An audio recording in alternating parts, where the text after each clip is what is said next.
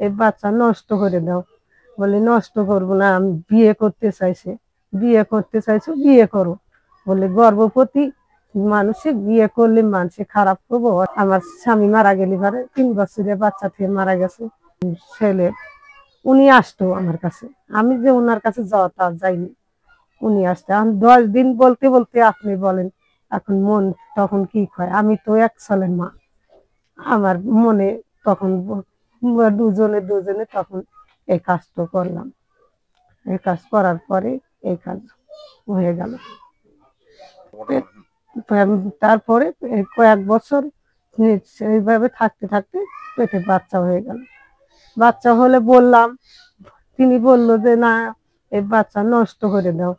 বলে নষ্ট করবো না, আমি বিয়ে করতে চাইছে। বিয়ে করতে চাইছো, বিয়ে করো।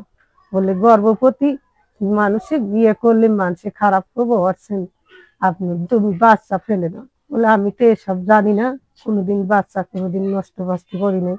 বলে তাহলে আমি ওষুধ এনে দিই, তুমি খেয়ে নষ্ট করে দাও, আমি তোমাকে বিয়ে করবো। আমি যত তুফান আসুক আমি আসি, আমি তোমাকে বিয়ে করতে চাই। আমি বিয়ে ছাড়া অন্য কিছু করা। তিনি বলছে যে আমি বিয়েই করি, আমার বইয়ের সমস্যা, আমার বাড়ির সমস্যা, আমি তোমার বিয়ে করে সংসার করি। আমি বিয়ে বসতে চাই, আর যদি না করে তাহলে আমি কঠিন বিচার চাই।